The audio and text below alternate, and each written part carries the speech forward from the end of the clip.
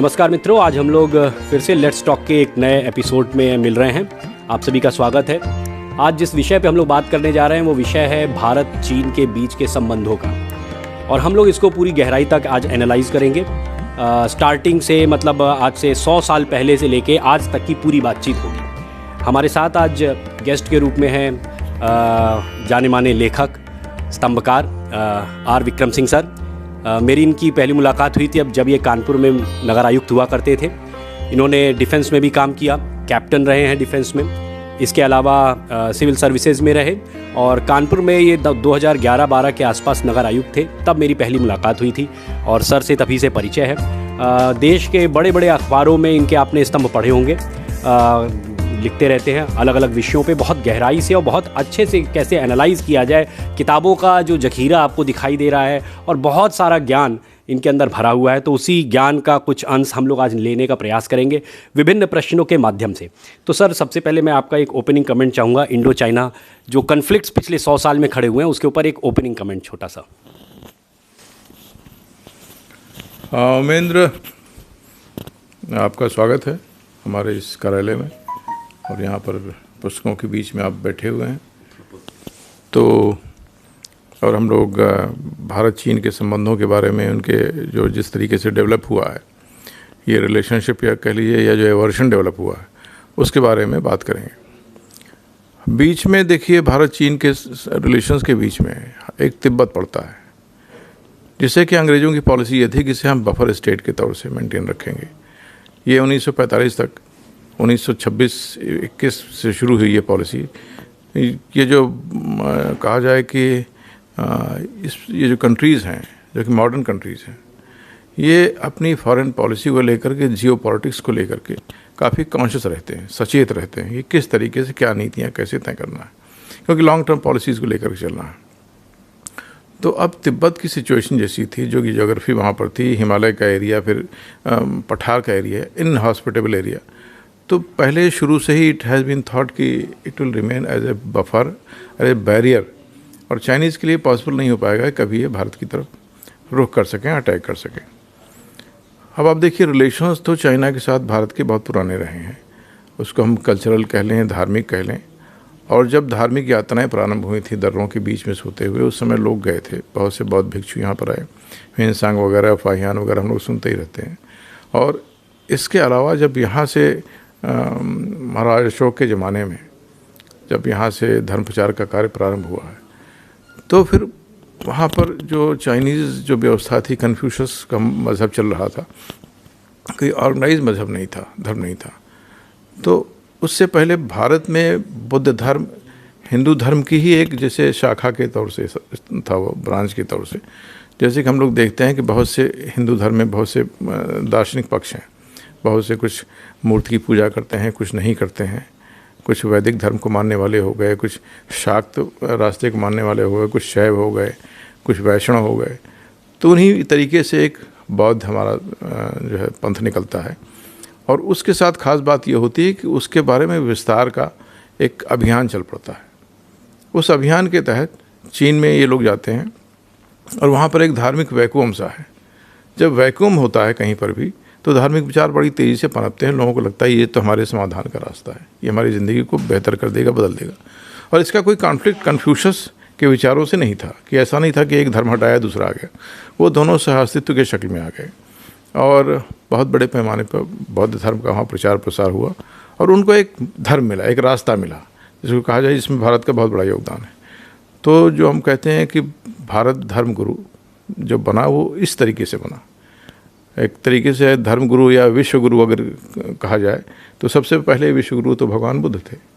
तो चीन उसी तरीके से, जैसे कि बौद्ध धर्म पूरे दुनिया में फैला, इस एशिया में फैला, उसी तरीके से फैलता चला गया। तो रिलेशंस बहुत अच्छे थे, कहीं पर कोई इस प्रकार की सिचुएशन नहीं थी भारत चीन संबंधों के बारे में कि एक दूसरे से थ्रेट महसूस हो। व्यापार वगैरह था और सब जो चीज़ें थी, और बहुत बड़े पैमाने पर छात्र वहाँ से आकर के नालंदा वगैरह में पढ़ा करते थे। नालंदा में जो लोग मारे गए इस दौरान, जबकि उसको जला दिया गया, उसमें बहुत से चीनी छात्र भी थे। तो इस तरीके से आप इस बात को समझें कि कितने अच्छे रिलेशंस रहे। और कभी कोई सीमाओं को लेकर के, पूरा हिमालय सीमा है और सीमा है भी या नहीं भी है, उससे कहीं कोई फ़र्क नहीं पड़ता था। और तिब्बत के क्षेत्र में जो प्लेट्यू है वहाँ पर उनकी अपनी परिस्थितियों को देखते हुए बौद्ध धर्म की एक अलग शाखा निकली, जो कि एक हम लोग एक कहते हैं महायान, एक हीनयान, एक तंत्र साधना पर आधारित एक तीसरी ब्रांच निकली, उसका नाम मैं थोड़ा भूल रहा हूँ इस समय। तो ये तीन जो है जो आधार बने, एक बेसिकली जो है तंत्र आधारित जो है वो उसका बेस तिब्बत बना। इसलिए तिब्बत को भी हम लोग बौद्ध धर्म के एक क्रैडल के तौर से मानते हैं और इसका स्टेटस हमारे यहाँ धार्मिक दृष्टिकोण से बहुत ऊंचा है और उसी को एक रिप्रेजेंट करते हैं, धार्मिक सत्ता को, तिब्बत की धार्मिक सत्ता को रिप्रेजेंट करने के लिए दलाई लामा वाली व्यवस्था प्रारंभ होती है। तो वो व्यवस्था चलती रही, उनकी एक अलग विधि है चयन करने की, जिससे कोई फ्यूडलिज्म ना आ जाए उसमें कि बाप के बाद बेटा ना आ जाए, बेटे के बाद उसका बेटा ना आ जाए, जिससे खानदान डेवलप ना हो। तो उन्होंने एक चयन की प्रक्रिया रखी जिससे कि धर्म एक इंडिपेंडेंट तौर से चलता रहे, विकसित होता रहे। तो उसमें जो हमारे दलाई लामा जो 13वें थे, तो उन्होंने काफ़ी कुछ एक विकास संबंधी सोच थी उनकी, तिब्बत को बदलने की कोशिश की और दुनिया से जोड़ने का प्रयास किया। जो विकास की सोच जो है, जो स्टीरियोटाइप सोच पहले थी, उसको बदलने की कोशिश की। उसके बाद ये 14वें दलाई लामा हैं जो हमारे यहाँ हैं, इस समय भारत में आए हुए हैं। तो ये बचपन से ही इनको एक जैसी स्थितियाँ डेवलप हुई, उसके बाद वो फिर भारत में आकर के शरण लिया उन्होंने। ये तो थोड़ा सा बैकग्राउंड था हमारे और चीन के और तिब्बत के बहुत अच्छे आदर्श संबंधों का। दुनिया में इतने आदर्श संबंध हमको नहीं लगता कि किसी और देश के, दो देशों के बीच में रहे होंगे, क्योंकि वहाँ पॉलिटिक्स थी ही नहीं, राजनीति थी, जो था धर्म था, धार्मिक यात्राएं थी, शिक्षा थी, ज्ञान था, वो सब कार्य होते थे बहुत बड़े पैमाने और थोड़ा बहुत ट्रेड था, थोड़ा बहुत व्यापार था। चीन की सीमाएं कभी भी भारत के साथ नहीं लगती थी और तिब्बत एक धार्मिक राष्ट्र था जो धर्म के द्वारा संचालित भी था। उसमें पॉलिटिकल कुछ नहीं था, जो भी पॉलिटिकल था वो धर्म में समाहित था। राजा दलाई लामा को अब राजा मान लीजिए, सब कुछ मान लीजिए, जो कुछ थे दलाई लामा थे, उनका प्रशासन था, बाकी उनके लोग थे। सेनाओं की कोई बहुत आवश्यकता नहीं थी, थोड़ी बहुत सेनाएं थीं गार्ड वगैरह के तौर से या पुलिसिंग के लिहाज से। तो ये सिचुएशन थी तिब्बत की। अब उसमें बीच में जब ये रेवोल्यूशन होता है, रशियन रेवोल्यूशन, उसके बाद चाइनीज रेवोल्यूशन, और चाइनीज रेवोल्यूशन के बाद 1949 में हम देखते हैं जब कम्युनिस्ट जीत करके आ जाते हैं और कुओमिंतांग रेजीम पराजित होकर के वहाँ पे फार्मोसा या ताइवान में सीमित हो जाती है। अब यहाँ से उनकी सोच बदलनी शुरू होती है चाइनीज़ की। चाइनीज़ ने जो है, ये माओ एंड पार्टी ने उस पूरी रेजीम को ख़त्म कर दिया, उसकी सारी लीडरशिप को ख़त्म कर दिया, जो कि एक लिंक के तौर से थी दुनिया में कहीं पर भी, जो लोकतांत्रिक, डेमोक्रेटिक या बाकी जिस तरीके से दुनिया चल रही थी युद्ध के बाद के माहौल में, द्वितीय विश्व युद्ध के बाद के माहौल में, उसके एकदम से एवर्स तरीके से दुनिया चलाने की कोशिश की उन्होंने। उनकी अपनी मार्क्सिज्म और मार्क्स लेनिन और माओवाद के दृष्टिकोण से उन्होंने जो चलाया वो दूसरी एक बात हो जाएगी, लेकिन उसमें इंडिविजुअल का, धर्म का, संस्कृतियों का कहीं कोई महत्व नहीं था। तो ऐसी पोजीशन में उनके दिमाग में ये बात थी कि किसी तरीके से हम लोग अपने सारी दुनिया को हमको कम्युनिस्ट बनाना है और अपने साम्राज्य का, अपने क्षेत्र का विस्तार करना है, अपने आधिपत्य के क्षेत्र का विस्तार करना है। तो कहने को कम्युनिस्ट थे, लेकिन उसके साथ ही साथ विस्तारवाद भी एक बहुत बड़े पैमाने पर उनकी साइकोलॉजी में था, उनकी मानसिकता में था। यही उन्होंने मंचूरिया में किया, यही हैनान में किया, यही हांगकांग के क्षेत्र में किया इन्होंने। और इस तरीके से हम देखते हैं कि वही पॉलिसी इनकी तिब्बत की तरफ थी, एक्सपैंड करना है, कब्जे में लेना है और अपने जो है लोगों को, जो कि हान चाइनीज़ हैं, उनको बसाना है, जिससे कि पूरा क्षेत्र किसी भी तरीके से चाइनीज़ डोमिनेंस से बाहर न होने पाए। तो ये पॉलिसी इन लोगों ने अपनाई यहाँ पर। सन 1950 में, बल्कि 1 जनवरी की तारीख थी, उन्होंने, माओ ने घोषणा की, सत्ता में आ गए थे, 3 महीने पहले ही सत्ता में आए थे, अक्टूबर में ही सत्ता में आ रहे हैं वो। उसके बाद उन्होंने घोषणा की कि तिब्बत तो हमारा अविभाज्य अंग है। 1950 में घोषणा होती है। उससे पहले क्या सिचुएशन थी तिब्बत की? जैसे मैंने बताया कि पॉलिटिकल डोमिनेंस जैसा कुछ नहीं था, संपर्क थे, बहुत अच्छे संपर्क थे। जब 1911 में चाइनीज रेवोल्यूशन होता है, चाइना की क्रांति, जिसमें कि क्विंग डायनेस्टी या राजशाही को मान लीजिए करीब, मैं समझता हूँ 3900 वर्षों के बाद राजशाही समाप्त हो जाती है। 2132। हाँ नहीं, वो तो किंग डायनेस्टी की बात आप कर रहे हैं। किंग डायनेस्टी 276 साल। हाँ, टोटल राजशाही जो चली वहाँ पर चीन में करीब उसका 4000 वर्षों का इतिहास है। अच्छा। हाँ, 4000 से थोड़ा उसके आसपास है। तो उसके बाद जो समाप्त होती है 1911 में, एक रेवोल्यूशन कह लीजिए, वो कम्युनिस्ट रेवोल्यूशन नहीं था, एक रेवोल्यूशन था जिसके तहत जो है लोग और उसमें सेनाएं भी, सैनिक भी, क्षेत्रीय नेता भी, उन सब लोगों ने मिल करके इतना प्रेशर बिल्टअप किया। और कमज़ोर लीडरशिप, जैसे यहाँ अपने यहाँ भी कई बार अंत में जो साम्राज्यों के अंत का कारण बनते हैं, वहाँ पर कोई इस प्रकार का राजा आ जाता है जो पराजित हो जाता है, हार जाता है, कमज़ोर। तो इस तरीके से वहाँ पर कोई था जो आखिरी हमें नाम नहीं याद है। तो उसके बाद से फिर ये लोग डोमिनेट हो गए। उसमें फिर सिचुएशन ये बनी कि दो फाड़ होने लगा, एक कम्युनिस्ट पार्टी आ गई, दूसरा ही नेशनलिस्ट थे, चांग काई शेकन पार्टी। चांग काई शेक बहुत दिनों तक राष्ट्रपति की पोजीशन में रहे और उसके बाद जो उनका एक सिविल वार चली उस रेवोल्यूशन के बाद, उस दौरान ये कम्युनिस्ट अपने रूथलेसनेस के कारण, अपनी टैक्टिक्स के कारण, अपनी रणनीतियों के कारण उनको पराजित किया उन्होंने और ये लोग मेनलैंड चाइना पे पूरी तरीके से काबिज हो गए। तो अब इनके कब्जा होने के बाद इनकी निगाह पहले से ये निगाह थी कि ये पूरे इलाकों पे अपना दबदबा कायम करना है। अब जो रिलेशंस पहले धार्मिक थे, सामाजिक भी कह लीजिए, एजुकेशनल थे, अब उसको पॉलिटिकल पावर में उन्होंने कन्वर्ट करना शुरू किया। तो उस समय तिब्बत आने का एक रास्ता था जहाँ से आया करते थे, सिंकियांग से एक रास्ता हुआ करता था। तो उस रास्ते के ज़रिए इन्होंने अभियान चलाया और बड़ी संख्या में सैनिक वगैरह लेकर के पहुँच गए। उस समय उन्होंने तिब्बत के मेन क्षेत्रों को छोड़ दिया, लेकिन बाकी एरिया को उन्होंने काफ़ी हद तक अपने कब्ज़े में ले लिया।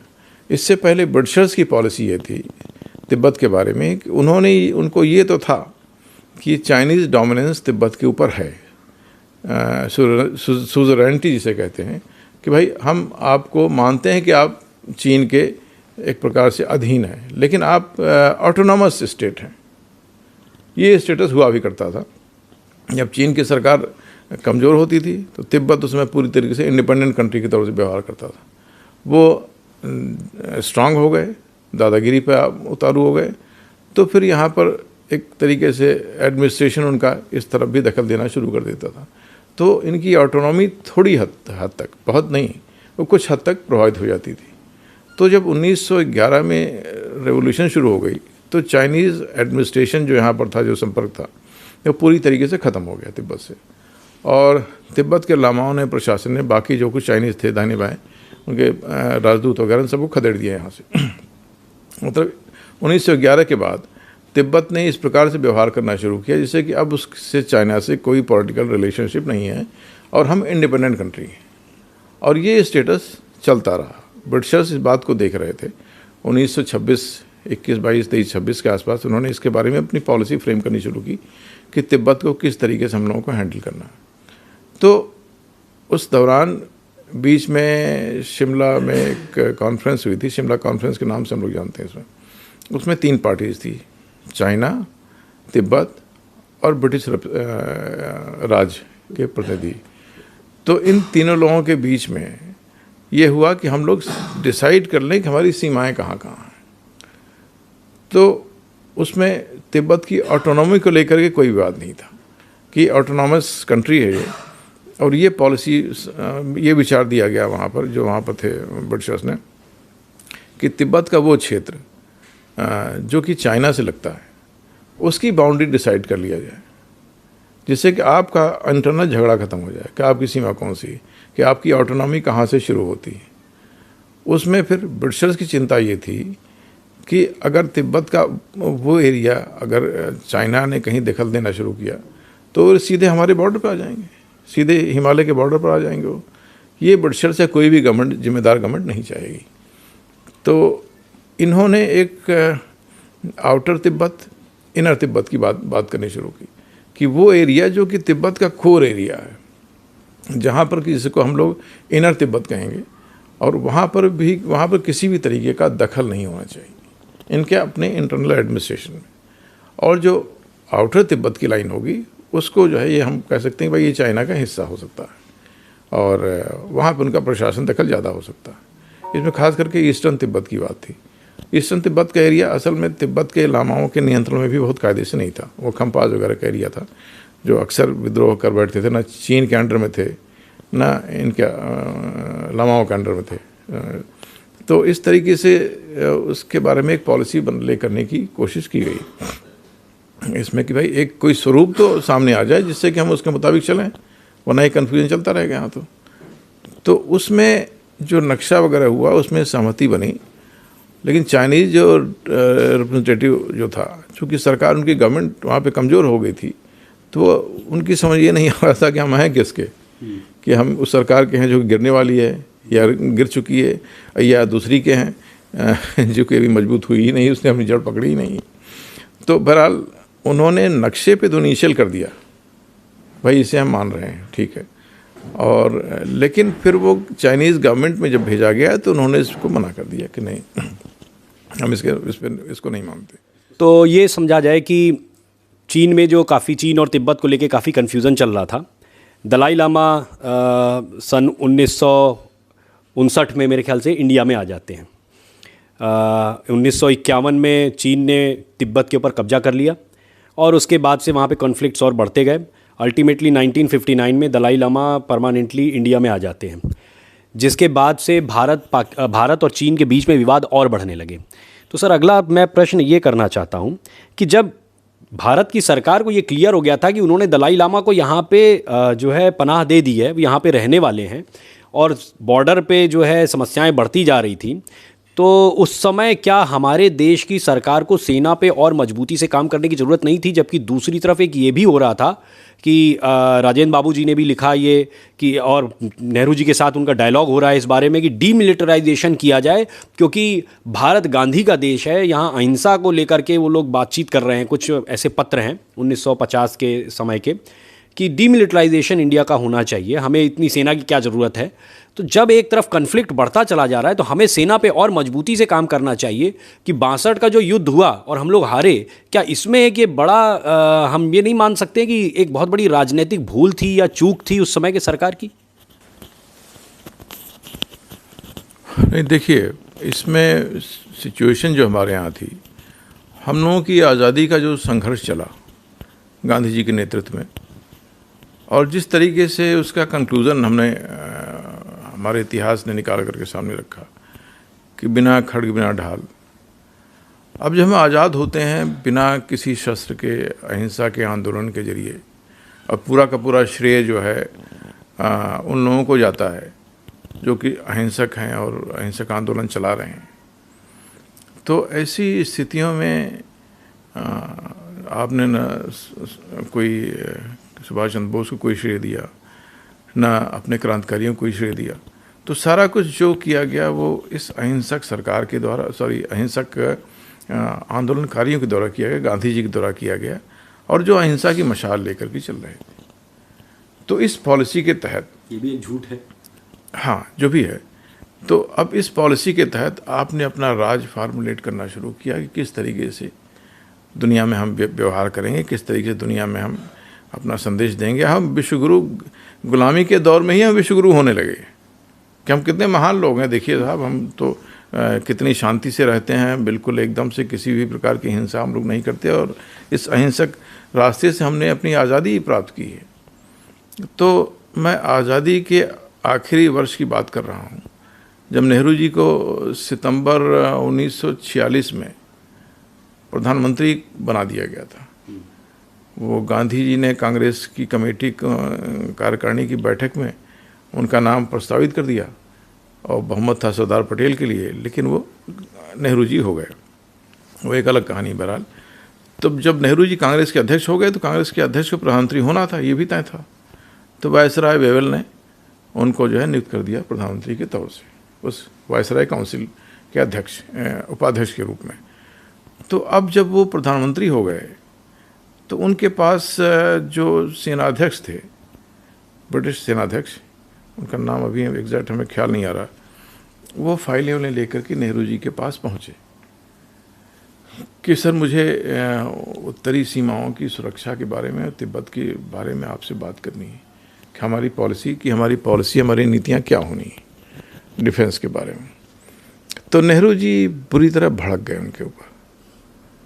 उन्होंने कहा कि ये क्या है, ये कौन सी सुरक्षा और कौन सा हमें खतरा है, हमें दुनिया में किसी से खतरा नहीं, और दुनिया में जो है सब हमारे मित्र हैं, और ये आर्मी को डिसबैंड कर दो, अच्छा, मैं पुलिस से काम चला लूँगा। इस तरीके डांट करके उनको भगा दिया गया। वो बेचारे फाइल हुई लपेटे अपना, उनका नाम मैं थोड़ा भूल रहा हूँ, बेचारे से होकर के अपना चले गए, और उन्होंने बताया भाई अपने आप भाई ये सिचुएशन ये है। तो ब्रिटिश अधिकारियों ने, जिनके अब ये तो हो गया था कि भाई अब राज तो नहीं का ही चलाना है, तो अब इनकी पॉलिसीज़ ही चलेंगी, और जो हम लोगों ने किया कराया ठीक है, जो भी हम लोग कर चुके हैं उनको हम हैंड ओवर करते हैं, बाकी ठीक है, अब जैसा ही चलेंगे। जब हम लोगों का टाइम था तो हम लोग इसके डिफेंस के बारे में चिंतित थे, परेशान थे, और अब ये हैं तो ये अपना उस तरीके से चलाएंगे। तो उसके बाद सन 46 से लेकर के सन 50 तक का टाइम, जब तक कि चाइनीज़ का दखल नहीं हो गया तिब्बत में, तो इस दौरान डेवलपमेंट ये होता है कि अमेरिकन्स इसके प्रति अलाइव होते हैं कि भाई तिब्बत को हम लोगों को किसी न किसी तरीके से सपोर्ट करना है। वहाँ पर जो ये चाइनीज़ इनग्रेस बढ़ने की संभावना है, आशंकाएं हैं, तो उसको हम लोगों को कोई रास्ता निकालना है कि हम उन लोगों के क्रांतिकारियों को या सैनिकों को सपोर्ट कर सकें। तो एक साइलेंटली CIA के माध्यम से एक सपोर्ट का सिस्टम चालू हुआ, जिसमें नेहरू जी पार्टी नहीं थे, बल्कि शायद उन्होंने एक आध जगह कहीं कहा भी, भाई हमें ये सब बताइए मत जो आप लोग कर रहे हो, अगर कर रहे हो तो अब सवाल ये होता है कि एक तो होता है कि फुल फ्लेज्ड आर्मी का सपोर्ट किसी कंट्री के लिए, एक ये है कि 1500-2000 लोगों को जाकर के आपने असलहे बांट दिए, कुछ बारूद पहुंचा दिया, कुछ चीज़ें पहुंचा दी, कुछ वायरलेस सेट पहुंचा दिए। तो वो चीज़ें आपके लिए एक न्यूसेंस की वैल्यू तो हो सकती हैं चाइनीज़ आर्मी के लिए, लेकिन वो एक जो कहा जाए निर्णायक भूमिका में आपको नहीं पहुंचा सकती। तो उससे जो नुकसान हुआ दोहरा नुकसान हो गया। एक तो चाइनीज़ को ये हो गया कि भाई इंडियंस जो है इसमें हमारे खिलाफ हैं ही, और इनकी ये मानसिकता है भाई लोग पकड़े जाएंगे, हथियार पकड़े जाएंगे, सवाल जवाब होंगे, बताएंगे ही लोग कि साहब कहाँ से आए, कहाँ से ये सपोर्ट मिल रहा है हमको। तो वो सब चीज़ें खुलने लगी कि कैसे कैसे चाइनीज़ के सामने, जब उन्होंने 1950 में जो उन्होंने अभियान चलाया और एन मास तिब्बत में आकर के उन्होंने कब्जे का एफर्ट शुरू कर दिया, तो उससे पहले उनको आइडिया था कि ये इस प्रकार की चीज़ें वहाँ पर की जा रही हैं। अब जब हमें जानकारी मिल गई तो हमने शायद तिब्बत में अपने आने के इनग्रेस की तारीख को और प्रीपोन कर दिया, भाई जल्दी निपटाओ इनको। अब सोचो चाइना की सिचुएशन, चाइना उसके आसपास 1950 में ही वो कोरियन वॉर में पार्टिसिपेट कर रहा है एन मास, बहुत बड़े पैमाने पे, और उसके साथ ही साथ ये भी मोर्चा खोल दिया उसने, तिब्बत वाला भी। तो अब आप उस देश की, अब उसको हम क्या कहें, हम प्रशंसा तो नहीं कर सकते चीन की, लेकिन ये तो हम देख ही रहे ना कि वो किस कदर जो है अब माओ एन पार्टी अपने उद्देश्यों को कहीं पर भी नहीं छोड़ रहे हैं। उनको ये हुआ कि कहीं ऐसा ना हो कि अगर तिब्बत में हमने जल्दी से कब्जा नहीं किया, डोमिनेंस नहीं किया, तो ये लोग वहाँ पर आर्म सप्लाई और बाकी और सब चीज़ों को बहुत तेज़ी से शुरू करके हमारे लिए एक नया मोर्चा वहाँ खोल दें। तो उन्होंने वो सिचुएशन वहाँ पर बना दी पहले ही, और उसके फॉलोअप में उन्होंने तिब्बत पे कब्जा किया।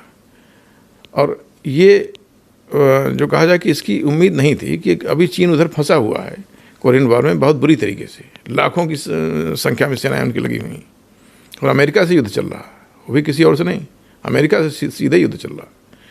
तो अब वो भी बराबरी पे फाइट चल रही है, वो उस लड़ाई में कहीं चाइनीज़ पीछे नहीं थे, और जो अंत में जब कंक्लूज़न होता है तो लगभग उसी जगह पर वो पहुँचे जहाँ पर जो उद्देश्य जहाँ पर पहुँचना चाहते थे। 30th पैरेलल उसे हम लोग कहते हैं, और आर्मी के दिनों में हम लोगों ने इसके बारे में, उस इतिहास के बारे में काफ़ी कुछ पढ़ा भी है। तो ये बड़ी महत्वपूर्ण वार है वो, देखा जाए तो इतिहास में। तो अब ये सिचुएशन थी वहाँ पर 1950 को। 1950 में ये हम लोगों ने एक हाफ का आधा तिहा प्रयास करने के परिणाम स्वरूप ये सिचुएशन वहाँ पर बनी। फिर उसके बाद सड़क बनानी शुरू करते हैं वो, उस सड़क को इन्फोर्स करना शुरू करते हैं जिस रास्ते से वो आए थे, जिससे कि बड़ी पैमाने पर सेनाओं को रेगुलर वहाँ पर ला सकें। अब वहाँ पर वो सड़क बननी शुरू होती है वही सन 50 में ही शुरुआत हो जाती है।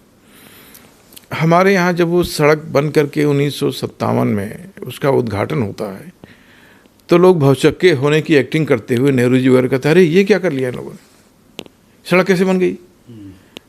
अच्छा, अब ये हुआ भाई तो बड़ा गलत हुआ, इसमें क्या है, ये अक्साई चीन से होते हुए इन्होंने पूरी सड़क बना ली, सड़क बन के खड़ी हो गई। Nehru ji, Menon and Indian army, आज़ादी हुए 10 साल हो गए और ये आश्चर्यचकित हो रहे हैं कि अरे हमारे इलाके से होकर के सड़क बना दी।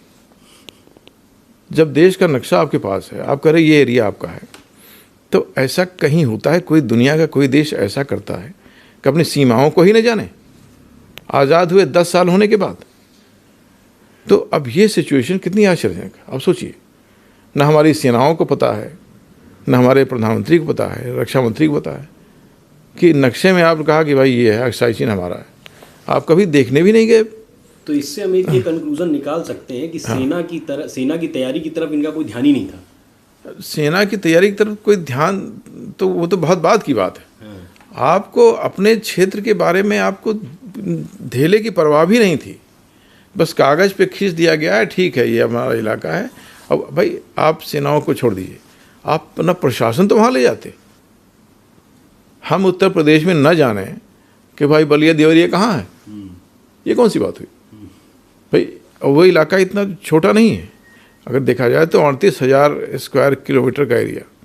आप मतलब वो एरिया जैसे कि जिसमें चाइनीज आकर के आप घुस करके सड़क बना रहे हैं, तो और इतने बड़े एरिया पर उनका कब्जा हो गया और आपको पता ही नहीं।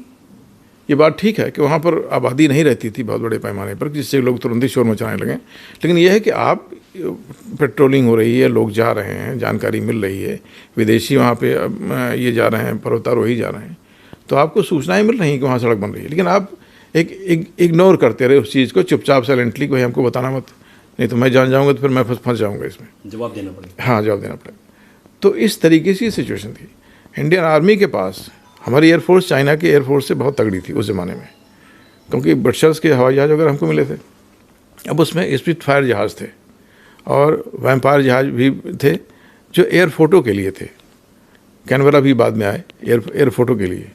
तो एयर फोटो की पूरी मैं समझता हूँ सारे जहाज़ में जोड़ लेते। एक स्क्वाड्रन थी हमारे पास, स्पिटफायर की तस्वीरें खींची जाती थी, शॉर्टेज इनकी होती थी। उनके पायलट्स ने बताया है कि हम फ़ोटो खींचते थे और हम लोग देखते थे, चाइनीज सिपाहियों की शक्ल तक हम लोग देखते थे। मतलब इतनी क्लियर फोटोज थी कि सड़क बन रही है। ये फ़ोटो खींच रही है सन 50 में, सन 51 में, सन 52 में। अब आप कह रहे हैं हमें तो पता ही नहीं था, अरे फ़ोटो कहाँ जा रही है, किसके बाद रखी जा रही है। भाई फ़ोटो आई, आर्मी चीफ जान रहा है, एयरफोर्स चीफ जान रहा है, उसके बाद रक्षा मंत्री जान रहे हैं, प्रधानमंत्री कैसे नहीं जान। हाँ, कैसे आप नहीं जानेंगे, सब प्रश्न ही नहीं पैदा होता। अगर नहीं जान रहे तो हाँ, तो ये अगर, क्योंकि आप चाइना के उस रोमांस में बिजी हैं, हिंदी चीनी भाई भाई और एशिया फॉर एशियंस और बांडुंग कॉन्फ्रेंस और क्या क्या दुनिया भर का कि एशियाओं के लिए है और ये लोग जो अमेरिकन और ये जो इम्पीरियलिज्म है ये सब खत्म हो यहाँ पर, ये हमारे लिए है। तो उसमें चाइना को इनको साथ लेकर के चलने की बड़ी आवश्यकता थी। अगर इस इशू को लेकर के आते तो इंटरनेशनल लेवल पे चीन को लेकर के वो एक अपना ये स्टैंड न ले पाते, एक नकली स्टैंड, फर्जी स्टैंड। जब आपको क्लियर हो गया कि हमारी ज़मीन पर कब्जा करके सड़क बना रहा है तो ये समस्या आज नहीं तो कल आनी ही है, तो कौन सा आप ड्रामा कर रहे हो। तो ये जो है, इससे एक जो डबल फेस्ड, एक वीक कैरेक्टर और अजब किस्म का, जो कि आदमी स्टेट क्राफ्ट में बिल्कुल नाजानकार किस्म का, नौसिखिया किस्म का आदमी, जो कि अपने को ज़्यादा महत्वपूर्ण मानता है और राष्ट्रीय हितों के बारे में कोई चिंता नहीं करता। आपने ये क्यों नहीं किया कि भाई हमारी सीमाओं तक हमारी चौकियाँ पहुँचे, हमारी सेनाएँ पहुँचे। अगर आपने ये प्रयास किया होता तो आपको इस सड़क के बारे में, अब यही परेशानी है, वो चीज़ें आप जान रहे थे, लेकिन आप जैसे प्रशासन ले जाते तो आपको स्टैंड लेना पड़ता, वो आप लेना नहीं चाहते थे। तो ये नेहरू की बेसिक जो इनहेरेंट वीकनेस थी, अपनी स्वभावगत वीकनेस, जो कहा जाए कि वो स्टेट क्राफ्ट के लिए, प्रशासन के लिए, देश को चलाने के दृष्टिकोण से, राष्ट्रीय हित के दृष्टिकोण से, मेरे ख्याल से मैं मानता हूँ कि वो बहुत सूटेबल व्यक्ति नहीं थे इस देश के प्रधानमंत्री बनने के दृष्टिकोण से।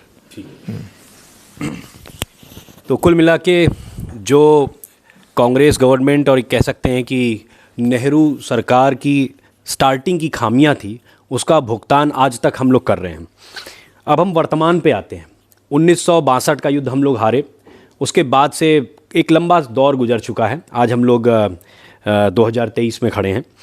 अभी फिर से जब से मोदी सरकार है, काफ़ी स्ट्रॉन्ग स्टैंड लिए जा रहे हैं। आज हमारी स्थिति ये है कि हम लोगों ने भारत के पूरे बॉर्डर तक अपनी सड़कें पहुंचा दी हैं।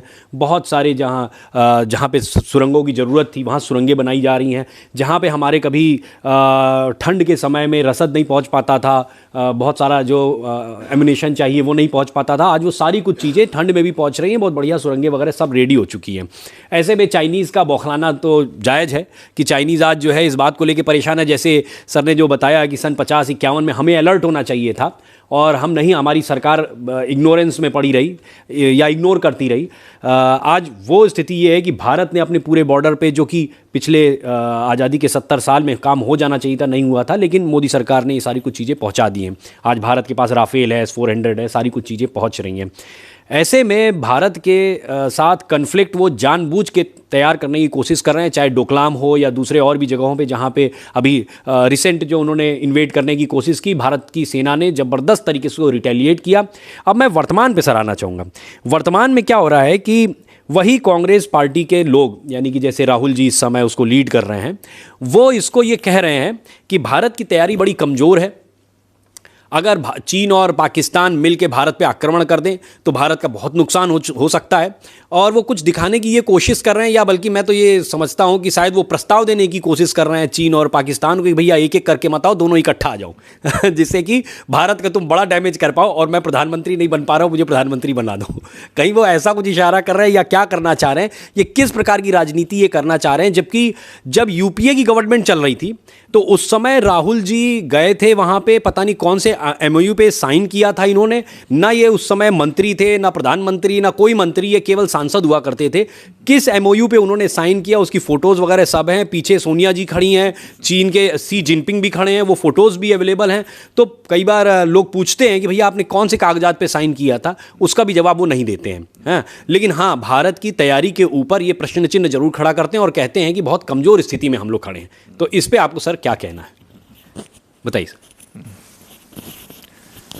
तो ये जो सवाल आपका है ये जब MOU साइन हो गया है आपस में, तो उन्हें इस पार्लियामेंट से मोदी जी से सवाल पूछना ही नहीं चाहिए उनको तो उनसे सीधे बात कर सकते हैं कि MOU, कोई भी MOU साइन होता है कहीं पर भी दो पार्टीज़ के बीच में, तो उसमें सबसे पहली बात होती है कि शेयरिंग ऑफ इंफॉर्मेशन। पहला कोई भी किसी का भी होगा तो शेयरिंग ऑफ इंफॉर्मेशन, तो उसमें क्लाज होगा ही।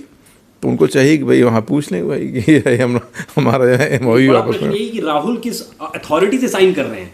हाँ, पार्टी के, वो पार्टी से पार्टी का संबंध हुआ। MOU जो हुआ है वो पार्टी की हैसियत में हुआ है, कांग्रेस पार्टी और कम्युनिस्ट पार्टी के बीच में जिसकी जो जानकारी मिलती है, जो बात कही जाती है वही है। अब दिखाया तो नहीं उन्होंने किसी ने, लेकिन वो फ़ोटो आई है। अपने सरदार साहब भी खड़े हैं, प्रधानमंत्री जी, और सोनिया जी खड़ी हैं, शी जिनपिंग भी खड़े हैं, और ये लोग बैठ करके उनके पार्टी के अध्यक्ष जो भी होंगे, कोई होगा, बना रखा होगा उन लोगों ने, तो और ये अपना बड़े कायदे से कलम लेकर के दस्तखत करते हुए देखे जा रहे हैं। तो अब ये सिचुएशन, इस देश की विपक्षी पार्टी का इतना बड़ा नेता वो MOU किए बैठा है। तो अब सिचुएशन की बात है, देखिए जो हम लोगों की सिचुएशन इस समय सीमाओं पर है वो बेहतर है, बहुत बेहतर है पहले से। लेकिन हम लोग जागते हैं तब जब हमें शॉक मिलता है, करंट हमको लगाया जाता है। वरना हर एक आदमी नेहरू होना चाहता है। पर हमारे यहाँ हमारे नेतृत्व में जो है एक बहुत बड़ा संकट ये है कि उन्होंने जो है एक ग्लैमरस इमेज प्रधानमंत्री की प्रोजेक्ट कर दी। उससे हमारे नेता लोग इन्फ्लुएंस हो जाते हैं, जो भी हों, कि जो कहा जाए कि जो एक सत्ता की जो ऑरा है वो उनको ओवरटेक कर लेता है कहीं न कहीं, कि हम दुनिया का समाधान, हर समस्या का समाधान कर देंगे। तो इसलिए इस देश को जो है शौक मिलता रहता है, शौक मिलता है तो हम लोग जागते हैं। डोकलाम भी एक शौक था और गलवान भी एक शौक था हम लोगों के लिए। अब आप इस चीज़ को एनालाइज़ कीजिए कि हमारी ज़मीन का 38,000 स्क्वायर किलोमीटर एरिया आपके कब्ज़े में है और 85,000 स्क्वायर किलोमीटर एरिया पाकिस्तान के कब्ज़े में है। 1,29,000 वर्ग किलोमीटर का एरिया उस दौरान चला गया उन लोगों के पास, हमारे दोनों शत्रुओं के पास। अब आप देखेंगे गूगल कहीं देखेंगे कि इस दुनिया में 115 देश ऐसे हैं, इस 200 सवा 200 या 250 देश होंगे दुनिया में। 115 देश ऐसे हैं जिनका क्षेत्रफल 1,29,000 से कम है, जितना हमारा चला गया। तो अब ये सिचुएशन है कि हमने 115 देशों के बराबर का क्षेत्र, मान लीजिए, उनके बराबर का नहीं मतलब इतना बड़ा एरिया, हाँ जिसमें कि इतने देश आते हैं, वो हमने दे दिया है। और उसके बाद हम सन्नाटे में बैठे हुए हैं, कह रहे हैं भाई और ना आने पाए। ये हमारी पॉलिसी क्या होनी चाहिए थी? एग्रेसिव हमें होना चाहिए था, उन्हें होना चाहिए था। हमने ये क्यों नहीं सोचा, हमारी लीडरशिप ने, कि ठीक है चला गया है, इसको हम वापस लेंगे, चाहे जो हो जाए हम वापस लेंगे, किसी भी कीमत पर वापस लेंगे। वो अटैक कर रहे हैं, वो आ रहे हैं, वो इनग्रेस कर रहे हैं, वो घुस रहे हैं, और हम क्या कर रहे हैं? हमने कभी अपनी ही ज़मीन को आगे बढ़ करके कब्जा करने का, लेने का, उस पहाड़ी को कब्जा करने का प्रयास किया? क्यों नहीं किया भाई? लूज़र तो हम हैं, उसके बाद हम निश्चिंत बैठे हुए। वो फिर आ रहे हैं तो कह रहे हैं कि देखिए साहब ये हमारे इलाके में घुस रहे हैं। अरे तुम्हारे इलाके में तो सब कुछ कर रहे हैं, वो घुसे क्या है? तो परसेप्शन की गलती जो हमारे देश में है, खाली लीडरशिप में ही नहीं, हम सब में, हम सब के दिमाग में वो जो परसेप्शन की गलती भरी हुई है, वो परेशानी बहुत बड़ी। कि कहीं आपको इस विषय पर चर्चा होते हुए सुना आपने किसी भी चैनल पर, कहीं पर भी, उसे वापस क्यों नहीं ले रहे हैं जो हमारा इलाका है? तो ये सोच हमारी ये बेसिकली डिफेक्टिव इंडियन सोच है। हम अपने लीडर्स को क्या दोष दें, नेताओं को क्या दोष दें? तो जब हमारी ये थ्योरी ही नहीं रही, सोच ही नहीं रही, अब आप सोचिए पाकिस्तान से युद्ध चल रहा है, और युद्ध के दौरान ये कहा जा रहा है, बस मेरे ख्याल से शायद वो हो गया था, युद्ध विराम हो गया था, उस दौरान ये कहा जा रहा है कि भाई सेनाओं की संख्या कम किया जाए। 1 लाख सैनिक घर भेज दिए जा रहे हैं, जो 3.5 लाख की सेना थी हमारी ब्रिटिशर्स के बाद, उसको घटाकर हम लोग 2.5 लाख पे ले आ रहे हैं। ये उसी सन 51, 52, 53 के आसपास की बात होगी। और इसे एक उपलब्धि कहा जा रहा है। ये जैसे एक बड़ी खुशियां मनाई गई, देखिए हम लोग इतनी सेनाएं कम कर दी, और वो भी जबकि पाकिस्तान के युद्ध के बाद की बात है ये। अरे गजब है, उसने तुम्हारा 85,000 वर्ग स्क्वायर किलोमीटर एरिया अपने कब्जे में ले लिया। अब आपकी सेनाओं की जरूरत ही नहीं, अब सेनाओं की संख्या कम कर रहे हैं। अब वो युद्ध जीता हुआ युद्ध था। नेहरू जी हमारे आदरणीय दुनिया के पहले प्रधानमंत्री हैं जो अपनी ही बढ़ती सेनाओं के विरुद्ध युद्ध विराम ले आए यूनाइटेड नेशन से। गजब। हाँ, किसके लिए युद्ध विराम लाने गए थे भाई? किसके लिए आपने भेजा था? आपने तो ये कहा था कि भाई उसको जो है खाली करे पाकिस्तान। और उसके बाद जो सेनाएं उड़ी से आगे बढ़ रही थी, मुजफ्फराबाद की तरफ जो है बढ़ रही थी, और 3-4 दिन के अंदर तक जो है पूरा पीओके खाली हो सकता था। जिस तरीके से वो कबायली भाग रहे थे पूरी तरीके से, आपने रोक दिया, उड़ी में रोक दिया आपने। अरे पूरी सेनाएं झोंक देते आप। चीन का उदाहरण आपके सामने बाद में आया कि किस तरीके से 3 लाख 4 लाख सेनाएं एक मोर्चे पर लड़ रही हैं। उसके बाद 50,000 सैनिक उसने तिब्बत भेज दिए दूसरे मोर्चे पे, एक्सट्रीम पे। एक चीज़ जोड़ना चाहूँगा। हाँ, एक मौका हम लोग को इतिहास में और दूसरा मिलता है जब हम बांग्लादेश को आज़ाद कराते हैं, और उस समय इंदिरा जी प्रधानमंत्री हुआ करती थी। उनको उसका बहुत सारा श्रेय तो कांग्रेस पार्टी खूब देती है, लेकिन वो मौका ऐसा था कि जिस समय हम पाकिस्तान पे दबाव बना सकते थे, उनके 90,000 से ज़्यादा सैनिक हमारे पास बंदी थे, हम उन पे दबाव बना के किसी तरीके से उनसे पीओके खाली करा सकते थे। मतलब वो भी एक क्या चूक नहीं देखी जाए कि उस समय हम चूक गए, नहीं तो हम पीओके उस समय भी खाली करा सकते थे। नहीं, इसको थोड़ा हम लोग दूसरी तरह से देखें। वो 90,000 किसी काम के नहीं थे। वो बेसिकली उसमें ये होना था कि आप उन्हें बांग्लादेश में उन्होंने अत्याचार किया था, वहाँ जो कुछ किया था उन्होंने, आप बांग्लादेश सरकार को देते भाई इन्हें सूटेबल सजा दीजिए, और जो कुछ उनको देना हो, फांसी पर लटकाना हो, सूली चढ़ाना हो, ये सब काम वो करें, और जिसको छोड़ना हो, जो सिविलियंस वगैरह आ गए थे उनको अपना छोड़ छाड़ दें।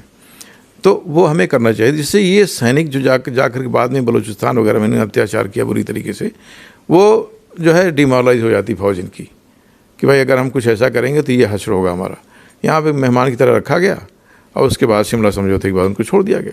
लेकिन मैं जो दूसरी बात कहना चाह रहा हूँ, जो आपके सवाल के जवाब में, जब ये हो गया कि युद्ध हो जाएगा, या ये पहला युद्ध ऐसा था जिसमें आपको पता था कि युद्ध होने जा रहा है, और आपके पास 8 महीने का समय था। जनरल मानेकशॉ ने 8 महीने का समय लिया था। जब ये चाहते थे कि नहीं अब लड़ाई शुरू हो जाए, उन्होंने कहा नहीं अभी हम कर ही नहीं पाएंगे कुछ, बरसात का सीजन आने जा रहा है, इतनी समस्याएं पैदा हो जाएंगी, इसका कोई जवाब नहीं। तो अब आपको 72 की बात करें, हाँ, सन 71 की युद्ध की बात कर रहे हैं, जिसकी आपने बांग्लादेश वार की बात कही। तो अब आप सोचिए, एक सेन आदमी, समझदार आदमी, बुद्धिमान रणनीतिकार क्या सोचता। हमारी लड़ाई बांग्लादेश बॉर्डर पर नहीं होनी थी, पूर्वी पाकिस्तान नहीं होनी थी, हमारी लड़ाई कश्मीर में होनी थी। आप सोचिए, अगर उस युद्ध का फ़ायदा लेकर के, उस माहौल का फ़ायदा लेकर के, भाई जब आक्रमण हुआ तो युद्ध पश्चिम में भी हुआ और युद्ध पूर्व में भी हुआ। अगर हमने ये एम बना लिया होता युद्ध का एम कि हम एग्रेसिव होकर के पहले तो इसका मेन फोकस हमारा रहेगा कश्मीर निपटाने पे, कश्मीर निपटा, सेनाएं लाहौर तक पहुंच गई, सियालकोट तक पहुंच गई हमारी, और बांग्लादेश के इस ईस्टर्न पाकिस्तान के मोर्चे पे सेनाएं हमारी चल रही हैं, कोई बहुत जल्दी नहीं है, ठीक है हम कब्जा कर लेंगे, तो उस क्या सीन बनता, क्या सिनेरियो बनता। पाकिस्तान की सरकार, पाकिस्तान की सेना इस हद तक डिमोरलाइज हो जाती कि बांग्लादेश की लड़ाई तो अपने आप ही वो सरेंडर्ड पोजीशन में आ जाते हो। आप पश्चिमी मोर्चा हारते, हमारा एफर्ट ये होता कि इस पश्चिमी मोर्चे पे कंप्लीट डिफीट दे दो उनको पूरी तरीके से, फिर बांग्लादेश वो तो अपने आप आया हुआ है। सही बात। उसमें तो आपको इस हद तक जो कुछ किया गया उसमें आपको 1/3 एफर्ट भी ना करना पड़ता, फिर तो केकवाक हो जाता है ये। अगर आपने सारी सेनाओं को कंसंट्रेट कर दिया होता सिंध, पंजाब और कश्मीर पे कंप्लीट, और सारा कुछ एरिया हम वापस लेने भिड़ जाते कि ठीक है अब युद्ध हो ही गया है, पहले इसको निपटाओ, वो तो निपट जाएगा ही इनकी कमर टूटते ही। ये रणनीति होनी चाहिए थी। एक जो कहा जाए कि एक सेन मिलिट्री कॉन्सेप्ट या स्ट्रेटजिस्ट जो है इस लाइन पर सोचता है, जिसके बारे में आपको कभी किसी ने न कहा होगा, न सवाल पूछा होगा, न कोई परसेप्शन, आपको भी शायद ये परसेप्शन न रहा हो नहीं। हाँ, कि वो लड़ाई जीती जानी थी पाकिस्तान के मोर्चे पे। उद्देश्य थोड़ा सा ठीक करने की जरूरत थी। हाँ, इसमें एक चीज़ जोड़ूंगा सर, हाँ, कि ये तो सारी हम लोग अब बात कर चुके पुरानी, हम वर्तमान पे आते हैं। जो विपक्ष आरोप लगा रहा है वो एक किनारे है, वो अपना आरोप लगाते रहें। एक आम जागरूक नागरिकों के रूप में हमारा क्या एक इस समय सरकार को सुझाव होना चाहिए, या हमारी क्या सोच होनी चाहिए कि अब जो है हमारी जो ज़मीन पाकिस्तान के पास चली गई पीओके के रूप में, या चीन के पास चली गई अक्साई चीन के माध्यम से, हमारी क्या भूमिका होनी चाहिए। और दूसरी चीज़ कि आज जब ताइवान के ऊपर चीन कब्जा करने की कोशिश कर रहा है तो पूरा विश्व समुदाय जो है उसका विरोध करता है, और चीन इतना ताकतवर होने के बावजूद ताइवान में घुसने की हिम्मत नहीं कर रहा है, जबकि तिब्बत में उस समय ये इतना बड़ा क्षेत्र वो कब्जा कर ले गया और विश्व समुदाय पता नहीं चुप बट बैठा रहा या क्या करता रहा। तो ये दो चीज़ों पे हमें बात करनी कि वर्तमान में हमारी क्या भूमिका होनी, क्या सोच होनी चाहिए, और दूसरी चीज़ उस समय तिब्बत के ऊपर विश्व समुदाय क्यों चुप रहा। तिब्बत के ऊपर जो सिचुएशन थी वो दुनिया के लिहाज से, वर्ल्ड के लिहाज से, वो कहा जाए कि कोई पैरोकार उनको नहीं मिला तिब्बतन्स को। वो एक आइसोलेटेड कंट्री होकर के रह गए दुनिया में शुरू से ही। उनका नियरेस्ट, उनकी सिंपैथी रखने वाला देश भारत था, और भारत के साथ भी संबंध उनके उस तरीके से पॉलिटिकल नहीं हो पाए कि भारत से भी उनके पक्ष में बहुत ज़बरदस्त तरीके से आवाज़ उठती। नेहरू को चाहिए था कि आवाज़ उठाएं, लेकिन इन्होंने खुद ही संयुक्त राष्ट्र संघ में जो प्रस्ताव आ रहा था खुद ही उसको नेगेट किया, उसको मना किया, उसको रोका कि इसमें प्रस्ताव आने की कोई ज़रूरत नहीं है। और जो एक चाइना के लिए बहुत बड़ा एम्बरेसमेंट होता उसको नेहरू जी ने खुद ही रोका, चूँकि बल्कि चीन को वो दिलाने में परमानेंट मेंबर, हाँ, वो एक अलग इशू है। तो लेकिन अब सवाल ये है कि जो सबसे बड़ा बेस रेजिस्टेंस का हो सकता था वो भारत हो सकता था। अब भारत का ये दृष्टिकोण है, तो अगर अमेरिकन सपोर्ट करें या ब्रिटिशर सपोर्ट करें या कोई और सपोर्ट करें, यूरोपियन पावर्स सपोर्ट करें तिब्बत के लिए, तो आखिर करेंगे क्या, किस माध्यम से जाएंगे, जब हमने अपनी सीमाएं खोली ही नहीं, न इस प्रकार का कोई इंक्लिनेशन नहीं दिखाया। आप हिंदी चीनी भाई भाई में मस्त हैं आप, तो ये सिचुएशन आपकी बन ही नहीं पाती। इसलिए दुनिया सपोर्ट करे तो कैसे करे। ताइवान में चूँकि वहाँ की खुद की गवर्नमेंट स्ट्रांग है, बिल्कुल लड़ने मरने पर आमादा है, और वो आइलैंड है, वहाँ पर जा कर के अमेरिकन जहाज़ पहुँच सकते हैं, सब कुछ पहुँच सकते हैं, हर तरह का सपोर्ट हो सकता है। तिब्बत लैंडलॉक्ड है, एक तरफ तो चीन ही है, एक तरफ हम हैं, और हम जो है चाइना के साथ जो है दोस्ती और भाई भाई का सब नारा लगा रहे हैं। तो तिब्बत एक तरीके से लावारिस हो गया, उनकी परवाह करने वाला कोई नहीं रहा विश्व में। वर्तमान का ही सर। हाँ, वर्तमान सिचुएशन में देखिए जो स्थितियाँ हमारी बनी हुई हैं उसमें हमें एग्रेसिव पोस्चर अपनाना पड़ेगा, इसके बगैर कोई उपाय नहीं है। हम बैठे हुए हैं कि भाई वो गलवान में घुस गया, अरे गलवान में घुस गया, दौड़ो दौड़ो दौड़ो, उसका अरे वो तो वहाँ घुस आ रहा है कि क्विंगसे में, उधर तवांग में, वहाँ पर घुस आया, चरागाह में जो घुसने की कोशिश कर रहा है, चलो चलो दौड़ो, सब निकालो स्थानों को, मारो पीटो जो भी। सवाल ये है कि हमारा इलाका ही तो है नॉर्थ में जिस पे वो कब्जा करने की कोशिश कर रहे हैं, जहाँ पर जो डिस्प्यूटेड एरियाज़ हैं। हम भी कुछ जगहों पर कहें कि भाई आप हटो यहाँ से, ये हमारा है। कैलाश मानसरोवर तो नहीं, वो तो नहीं, वो तो हमारा नहीं है, उसके बारे में मत पढ़िए। जो हमारे यहाँ अपनी सीमाओं की बात कर रहे हैं, हम अपनी सीमाओं की बात करें, भाई ये हमारा था। दौलत बेग गोल्डी में यहाँ कैसे आ रहे हैं आप, इस एरिया में कैसे घुस गए आप, यहाँ पे कैसे आप आ गए, चलिए पीछे हटो यहाँ से, बहुत हो गई वार्ताएँ, चलिए। तो हम भी कहीं पर पहल अपने हाथ में लें कुछ जगहों पर, क्योंकि जैसे आपने कैलाश रेंज पर इंडिया ने पहल ली, उसका कितना गजब का परिणाम रहा। कैलाश रेंज पर जो है जो कब्जा किया हमारी आर्मी ने, हमारी सेनाओं ने, तो हतप्रभ रह गया चीन। उसको समझ नहीं है कि इसे कैसे हैंडल करें। उनका सारा कुछ एक्सपोज हो गया, जो कुछ डेवलपमेंट थे, जो कुछ थे, काम कर रहे थे, वो वहाँ से ऑब्जर्वेशन इतनी बढ़िया थी, वो हमारे कब्जे में आ गया। उसके बाद चीन की सीमा थी हमारे लगी हुई, तो वो एक जगह थी जहाँ से चीन सीमा से हम नियरेस्ट थे। अब खैर उन्होंने डिप्लोमेसी करके हमारे लोगों को ये कह करके कि भाई ठीक है, अब हम लोग सेटलमेंट शुरू करते हैं, और उतना ही एरिया सेटल करके बाकी सब डेस्पांग वगैरह सब टरका दिया, लटका दिया। अब फिर वार्ताएँ चल रही, वो चला के उन्होंने किया। तो ये इस टाइप की सिचुएशन हम लोग क्रिएट कर सकते हैं, करना चाहिए। भाई देखें तुम क्या करते हो, भाई आओ, तुम भी तो आओगे। डेमचौक का एरिया है, मान लीजिए एक गांव है, वो आधा हमारे पास आधा उनके पास, वहाँ डिस्प्यूट चलता रहता है। वो हमारा एरिया था, उनके कब्जे में चला गया। हमने बढ़ करके नदी पार करके हम उस पार निकल जाएं, आइए फिर चलो शुरू करो पंचायत यहाँ भी। तो ये हम लोगों को कहीं कहीं पर पहल लेनी पड़ेगी। ये हम नहीं कह रहे हैं चाइना के खिलाफ युद्ध शुरू कर दें, क्योंकि युद्ध शुरू कर देना उनके लिए भी आसान काम नहीं है इतने बड़े पैमाने पर। लेकिन यह है कि वो उन चीज़ों को सेटलमेंट करने की आवश्यकता उनको ही पड़ेगी। यार ये भी एग्रेसिव हमारी तरीके से चलने लगे हैं, तो जिससे उनको भी ये हो कि कहाँ सरप्राइज़ कर देगा इंडिया। भाई आप तो यहाँ 3 जगहों पे घुस चुके, आपने अपने इंटेंशन दिखा दिए। हमने मान लीजिए कहीं पर भी हम उधर आसाम में कहीं पर हमने जो है प्रवेश कर दिया कि इलाके में जो हमारा था, और आपने कब्जा कर रखा है। तो ऐसे तो 20 जगह हैं, तो आप भी तो दौड़ करके पहुँचो वहाँ पर भी, आप भी तो टेस्ट करो, ट्रायल करो भाई, इतना बड़ा खर्च करना वहाँ, फिर रास्ते बनाना जो है किस तरीके से होगा ये। तो पहल हमारे पास भी आनी चाहिए। हम जैसे मान लीजिए कि पाकिस्तान की बात कर लें थोड़ी देर के लिए। पाकिस्तान के किसी भी क्षेत्र में जहाँ पर कि ये लॉन्च पैड हैं, ये सारे पीओके में लॉन्च पैड, जिससे आतंकवादी आते हैं। हम आगे बढ़ करके 2-4 लैंड इसको क्या कहता है लॉन्च पैड्स को अपने कब्जे में ले लें। मान लीजिए कि 300-400 वर्ग किलोमीटर का एरिया, खतरा है, यहाँ से आक्रमण हो रहा है, यहाँ से लगातार हमारे ऊपर अटैक आ रहे हैं, हमने कब्जे में ले लिया। अब चलो आइए आगे, अब खाली करा लिया उनसे पूरा, भाग जाए। 50,000 आदमी जो है भाग करके निकल गया वहाँ से, भगा दिया वहाँ से।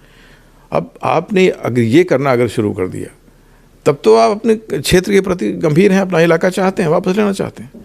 फिर आप रिएक्शन देखिए उनका, क्या उनकी क्या औकात है कर पाने की। तो वो सिचुएशंस हम एक तरफा बने हुए हैं कि भाई आप देखिए, आप हमला मत कीजिए, हम लोग जो है पीसफुल हैं, शांतिपूर्ण हैं, हम सारी व्यवस्था किए हुए हैं, हम नहीं घुसने देंगे, हम किसी को नहीं आने देंगे। अरे हम क्यों नहीं घुसेंगे भाई? उल्टा करना आप शुरू कर। हाँ, आप तो कोई नहीं आने पाएगा। एक अगर हमारी सीमा के अंदर आ गया तो हाथ तोड़ देंगे, पैर तोड़ देंगे, टांग काट देंगे। अरे तुम घुस के देखो भाई, वो इलाका हमारा ही है।